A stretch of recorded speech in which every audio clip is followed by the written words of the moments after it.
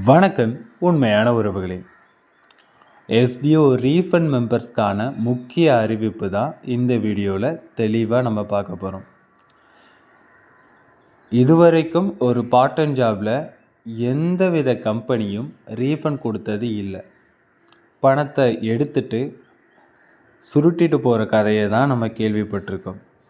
ஆனால் முதல் முறையாக கட்டின பணத்தை நாங்கள் திரும்பி தரோம், ஒரு பிரச்சனை வந்தால் நீங்கள் உங்களை சேர்த்து விட்ட நபரை எந்த வித தொந்தரவு பண்ணாதீங்க, கம்பெனி நாங்கள் பொறுப்புன்னு சொன்ன ஒரே கம்பெனி எஸ்பிஓ தான். ஸோ இதை புரிஞ்சுக்கிட்டு செயல்படுற நிறைய நபர்கள் இருக்கிறாங்க. ஒருத்தர் தோல்வி அடைஞ்சால் அவர் கூட நின்னா நாமளும் ஜெயிக்க போகிறோன்னு தெரியாமல் இந்த நேரம் தோல்வியாக இருக்கும்போது தூரமாக இருந்தீங்கன்னா வெற்றி வரும்போது கண்டிப்பாக நீங்கள் அருகில் வரவே மாட்டீங்க. அந்த மாதிரி தான் இந்த ரீஃபண்ட் மெம்பர்ஸ் எங்களுக்கு கட்டின பணத்தை திருப்பி கொடுங்கன்னு ஃபார்ம் ஃபில் பண்ணியிருப்பீங்க, மெயில் பண்ணியிருப்பீங்க, ஃபார்மை நம்ம பிரிண்ட் அவுட் எடுத்து அப்லோட் பண்ணியிருப்பீங்க, இந்த மாதிரி நிறைய விஷயங்கள் பண்ணியிருப்பீங்க. ஆனால் இதுதான் உங்களுக்கான கடைசி வாய்ப்பு. இந்த வாய்ப்பை பயன்படுத்தி நீங்கள் ரீஃபண்ட் அப்ளை பண்ணலாம். ஏற்கனவே ரீஃபண்ட் ரெக்வெஸ்ட், எனக்கு ரீஃபண்ட் வேணும்னு கேட்ட நபர்களுக்கு மட்டும்தான் இது. ரீஃபண்ட் மெம்பர்ஸ் எங்களுக்கு ரீஃபண்ட் வேணாம், இல்லை ரீஃபண்ட் ஒரு சைடு வரட்டும், பட் நாங்கள் மறுபடியும் ஜாயின் பண்ணலாமா அப்படின்னு கேட்டால் உங்கள் ஃபேமிலி ஐடிஸில் ஜாயின் பண்ணலாம். அப்படி நீங்கள் ஜாயின் பண்ணுறதா இருந்தால் நான் ஸ்க்ரீனில் என்னுடைய நம்பர் கொடுத்துருக்கேன், முடிஞ்ச அளவு வாட்ஸ்அப் பண்ணுங்கள். சரி, ஃபஸ்ட்டு இதனுடைய ப்ரொசீஜர் என்னங்கிறத தெளிவாக சொல்லிடுறேன். நீங்கள் ரீஃபண்ட் ரெக்வெஸ்ட் கொடுத்துருக்க ஸ்டாஃப் ஐடி பாஸ்வேர்ட் கட்டாயம் உங்களுக்கு தெரிஞ்சிருக்கணும். எனக்கு ஸ்டாஃப் ஐடி மறந்துட்டு அப்படின்னா உங்களுடைய ரெஜிஸ்டர் மொபைல் நம்பர் உங்களுக்கு தெரியும். எஸ்பிஓக்குள்ளே ரெஜிஸ்டர் மொபைல் நம்பர் கொடுத்துருப்பீங்க, அது தெரியும். அந்த மொபைல் நம்பரும் பாஸ்வேர்டும் கொடுக்கணும். ஓகேவா? ஸோ இது நீங்கள் போகிற வெப்சைட் வந்து www.sboportal.org.in. இது கொடுத்து நீங்கள் உள்ளே வந்துடலாம். ஸோ இதில் நீங்கள் உள்ளே வரும்போதே உங்களுக்கு நீங்கள் இந்த மாதிரி சர்ச் பண்ணுவீங்க. நான் சும்மா இப்படி தான் சர்ச் பண்ணேன். அப்போ எஸ்பிஓ போர்ட்டல் எப்படின்னு வரும்.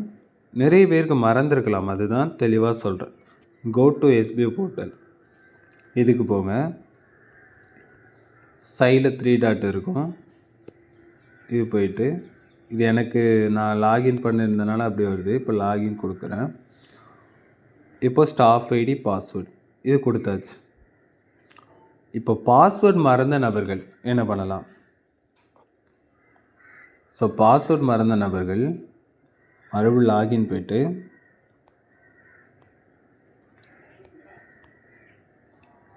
ஃபர்காட் பாஸ்வேர்டு இருக்கும், இந்த ஃபர்காட் பாஸ்வேர்டு கொடுங்க.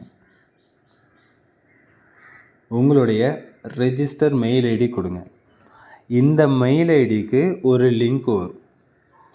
இந்த லிங்க்கில் நீங்கள் புதுசாக பாஸ்வேர்ட் க்ரியேட் பண்ணிக்கலாம். அந்த பாஸ்வேர்டோட கண்டிஷன் என்னென்னா ஒரு நம்பர் இருக்கணும், ஒரு கேபிட்டல் லெட்டரில் ஒரு வேர்டு இருக்கணும்.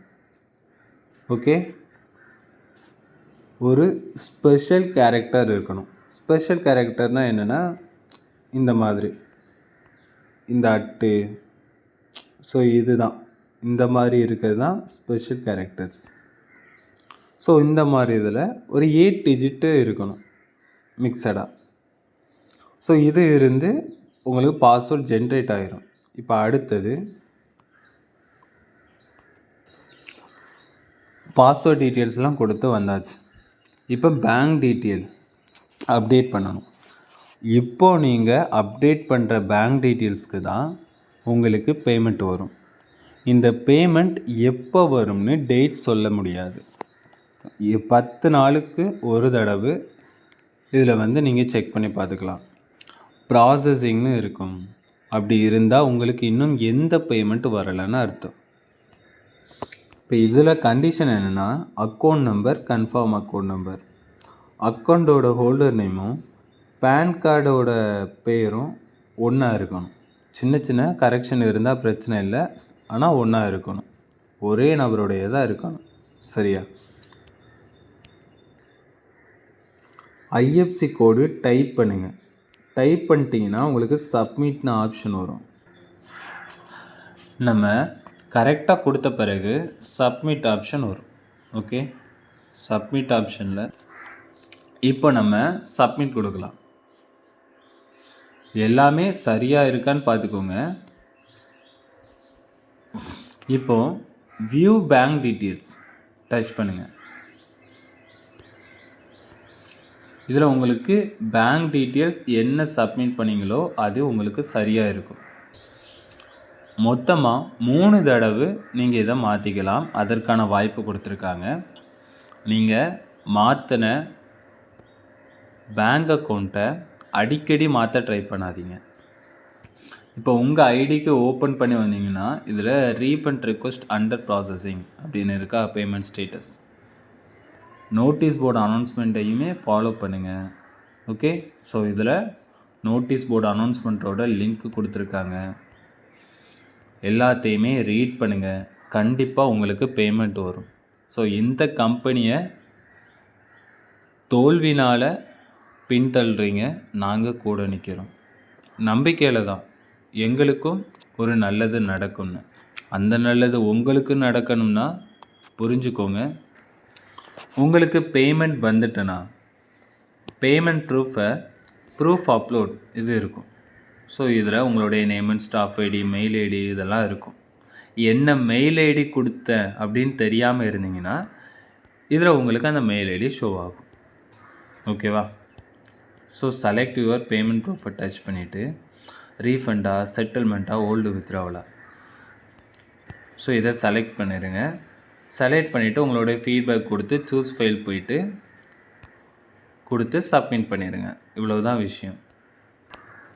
ரீஃபண்ட் கண்டிப்பாக கிடைக்கும், வெயிட் பண்ணுங்கள். ஒரு பார்ட் டைம் ஜாப் கம்பெனி நீங்கள் கட்டின பணத்தை நான் ரிட்டர்ன் பண்ணுறேன், புதுசாக கேள்விப்படுறோம்ல, இதை பற்றி நீங்கள் என்ன நினைக்கிறீங்க? நன்றி.